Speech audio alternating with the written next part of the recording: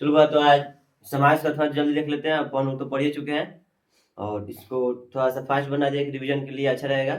और कभी भी लगभग ये जो 5 मिनट में 5 से 7 मिनट तक होगा, तो समय को देखते हुए थोड़ा इसको देख लेंगे, ठीक है? और समाज से ऐसा ही वीडियो, हर टॉपिक को वीडियो बनाकर कभी डाल दिया जाएगा, ठीक है? अभी लगभग 11 बज रहा है। अभी आप लोगों के लिए वीडियो बनाया जा रहा है, ठीक है? इसको 5 मिनट देखना है, गाड़ी में बैठ के देख सकते हैं, कहीं भी आप बैठ करके इससे अबे करेगा क्वेश्चन, ठीक है? चलो देखते हैं, थोड़ा पहले समाज देखते हैं। देखो समास है का समास कराए कि दो या दो से अधिक शब्दों से मेल से बने शब्द को क्या कहते हैं? समास करते हैं। जैसे देखा है सब देशभक्ति होता है, तो लोग क्या कहते हैं? देश के लिए जो भक्ति करते हैं उसी को देशभक्ति कहते हैं। तो ये बताओ देश के लिए भक्ति करता है तो कितना बार का वाक्य जैसे बोलना पड़ा ना जी। अब क्या है गौशाला, मतलब गाय के लिए शाला, मतलब गाय के लिए घर, इतना लिखेंगे तो काशी नहीं लिखने कि हाँ गौशाला। अब विद्या के लिए विद्यालय, चाहे विद्या के लिए घर, सीधे ना लिख देंगे हाँ विद्यालय, मतलब कोनो लंबा शब्द को ना छोटा बना देता है समाज, ठीक है? तो हमसे ये नहीं पूछा कि हाँ समाज है कि नहीं, हमको ये नहीं पूछा कि समाज कौन है, नहीं, समाज का भेद को अच्छा तरीके जाना है, ठीक है? तो आते हैं पहले समाज देख लेते हैं, ठीक है? समाज हुआ दो या दो से अधिक शब्दों के मेल के बने शब्द क्या कहते हैं? समाज कहते हैं। मतलब दो गो से जो शब्द बन के एक हो जाता है ना, उसी को क्या कहते हैं? समाज कहते हैं। समाज को 6 भागों में बांटा गया है। समाज के 6 प्रकार होता है। पहला अव्ययीभाव समास, तत्पुरुष समास, कर्मधारय समास, द्विगु समास, द्वंद्व समास और बहुव्रीहि समास, नहीं जी? ये तो समास कितना प्रकार? समास का लगभग 6 प्रकार होता है और एक-एक प्रकार को देख लेते हैं, ताकि इसी से यही 6 प्रकार में से पूछा है कि बताइए गौशाला कौन प्रतिदिन कौन समास है, गौशाला को कौन समास है, यही सब पूछा है, ठीक है? तो थोड़ा देख लेते हैं। ये ट्रिक वाला है, ट्रिक वाइज देखेंगे, ठीक है? आते हैं पहला। पहला करे कि अव्ययीभाव समास का होता है। देखो जेकरा पहले जौन शब्द के पहले जो भी, फिर सुनो, जो भी शब्द के पहले यथा, प्रति, पर, भर, अनु, निर, आ लगा होके वो का होगा? तत्पुरुष समास होगा। कौन समास होगा? तत्पुरुष। मतलब जेकरा पहले जौन शब्द के पहले यथा, प्रति, पर, भर, अनु, निर, आ लगा रहेगा वह तत्पुरुष समास होगा ना जी। जैसे देखो तो यहाँ पे यथाशक्ति, देखो तो शुरू में क्या लिखा है? यथा, यथाशक्ति, यथा लगा होगा कि नहीं जी? प्रतिदिन, तो प्रति लगा कि नहीं? प्रतिदिन कौन समास हो गया? विभाव समास हो गया। आजीवन, देखो इसका लास्ट में आ लगा है कि नहीं? तो क्या हो गया? ये अव्ययीभाव समास हो गया। अमर, देखो शुरू में क्या लगा? आ लगा है कि नहीं? इसमें देखो तो आज अजन्म आ लगा है कि नहीं? प्रत्येक पर लगा है कि नहीं? मतलब जेकरा शुरू में जौन शब्द के शुरू में यथा, प्रति, पर, भर, अनु, निर, आ लगा रहे वो अव्ययीभाव समास होगा। देखो तो यथा संभव लिखा है, यथा, देखो तो पहला शब्द का यथा है कि नहीं? तो हम लोग क्या कहेंगे कि अव्ययीभाव समास है। ये यथाशक्ति, प्रतिदिन, आजीवन, आमरण, तो इस शब्द पहला अक्षर केवल देखना है। अगर हे में से कौन पहला अक्षर होगा, कौन होगा? अव्ययीभाव समास होगा, ठीक है? इसमें क्लियर आप लोग का हो गया ना जी। आता है दूसरा देखते हैं। दूसरा है तत्पुरुष समास। तत्पुरुष समास का पहचान क्या होता है? देखो का, के, को, के लिए, मैं, पर, ये सब तुम कहाँ सुना है? सब इसका कहीं सुना है? सभी बोला ये वाला हम लोग सुने हैं कारक में ना जी।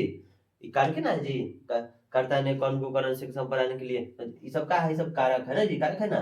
देखो ये तत्पुरुष समास होता का है जौन शब्द में कारक छुपा रहता है। जौन शब्द में कारक छुपा हुआ रहता है, जैसे देशभक्ति लिखा है ना जी, तो हम लोग इसमें क्या लिख सकते हैं? तो हम लोग यही ना लिखेंगे कि ये कि देश के लिए भक्ति, देश के लिए भक्ति, के लिए भक्ति। ये बताओ इसके अंदर क्या छुपा है? देखो तो के लिए छुपा है कि नहीं? नहीं छुपा है जी। के लिए खाली देशभक्ति लिखा है, देखो देशभक्ति नहीं लिखा है जी। जहाँ पे कारक छुपा होके देखो ये के लिए छुपा हुआ है कि नहीं? यहाँ तो के लिए लिखा है, नहीं लिखा है। मतलब देश के लिए भक्ति, सीधे का लिख दिया देशभक्ति, मतलब जेकरा में कारक छुपा होगा तत्पुरुष समास हो गया। तो लिखा है राजपुत्र, तो इसका क्या होगा? पूरा लंबा लिखेंगे तो क्या हो जाएगा? राज के लिए पुत्र, चाहे राजा के लिए, राजा का पुत्र, ये ना होगा जी। राजमहल, राज क्या हो जाएगा जी? राजा का महल, राजमहल का होगा? राजा का महल, का छुपा है कि नहीं? इसमें जे में कारक छुपा होगा तत्पुरुष समास होगा। तो यहाँ पे लिखा है रसोई घर, रसोई के लिए घर, देखो रसोई के लिए घर, के लिए छुपा है कि नहीं? तो खाली रसोई घर लिखा है यहाँ पे, खाली रसोई घर, मतलब रसोई के लिए घर, के लिए छुपा है कि नहीं? जे में कारक छुपा होके तो के लिए छुपा है ना, अंदर छुपा होगा तो तत्पुरुष समास होगा। देखो यहाँ क्या लिखा है? गौशाला, गौ के लिए शाला, गौ के लिए शाला, मतलब गौ के लिए छुपा है कि नहीं? जे में के लिए का के ये सब छुपा रहे वो का है? तत्पुरुष समास हो जाएगा ना जी।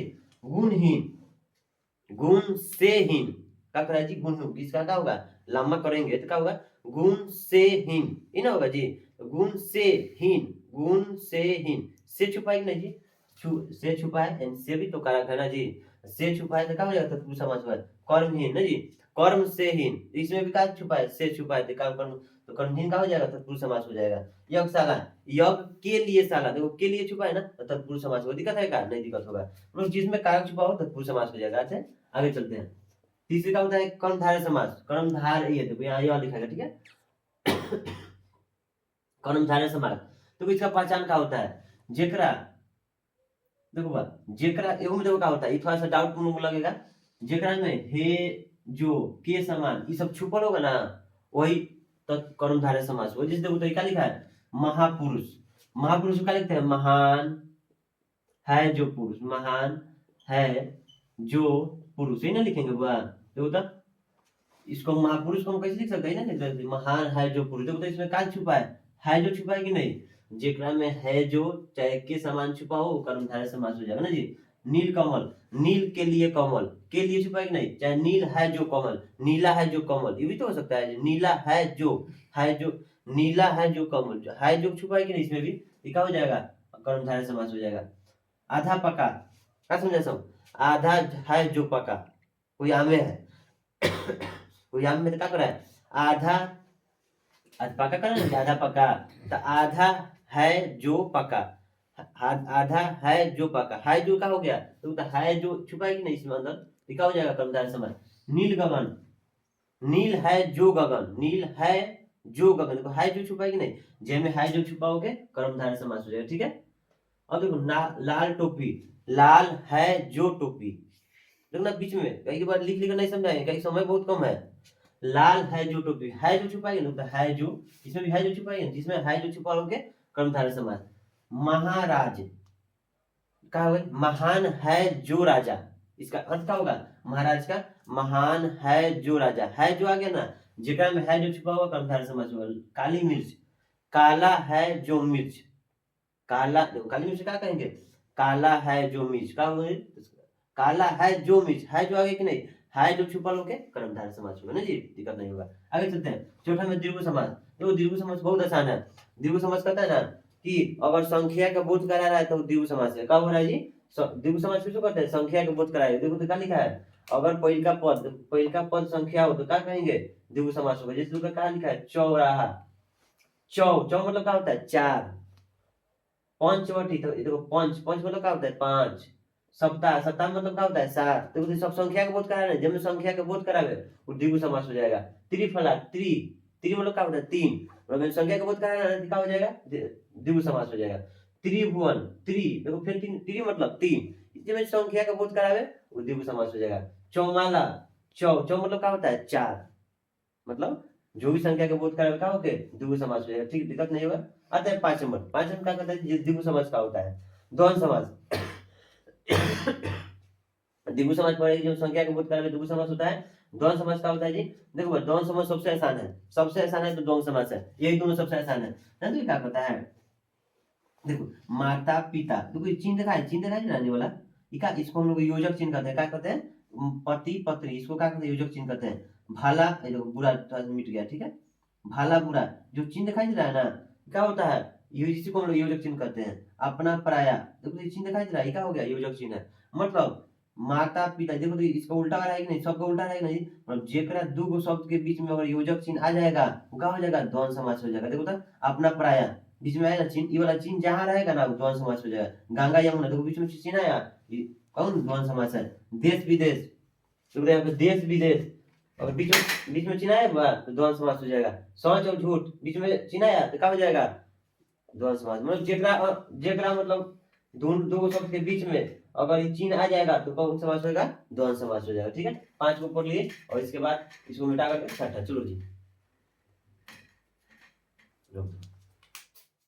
छठा का होता है बहुव्रीहि समास। इसका पहचान क्या होता है, देवी देवताओं के नाम, और जहां देवी देवताओं का ऐसे नाम लगे ना क्या हो जाएगा, बहुव्रीहि समास होगा। देखो तो जिसका है दसमुख है, दसमुख किसका है, रावण का ना जी, दसमुख किसका है, तो दस मुख किसका था, रावण का था। मतलब जो देवी देवता जैसे लगेगा ना कि हाँ देवी देवताओं का नाम है, वो क्या हो जाएगा, बहुव्रीहि समास हो जाएगा। लंबोदर किसको कहते हैं, गणेश जी को कहते हैं ना जी। जैसे पितामह, ध्यान श्याम, घनश्याम, नीलकंठ, मतलब क्या होगा शिव भगवान, मतलब ऐसा जैसे नाम होगा ना, जो देवी देवता ऐसे नाम लगेगा, वो क्या हो जाएगा, वो भी समास हो जाएगा। इसमें दिक्कत है क्या? दिक्कत नहीं होगा। अगर दिक्कत है तो इसको जा करके फिर से देखना है वीडियो को। और ऐसा ही छोटा-छोटा पार्ट कारक हो गया, संज्ञा, सर्वनाम, विशेषण से लेकर के लिंग, हर चीज़ का एक-एक 10-10 मिनट का वीडियो बना करके अभी डाल दिया जा रहा है, ठीक है? और 2-2 मिनट समय लगेगा, डाल दिया जाएगा। चलो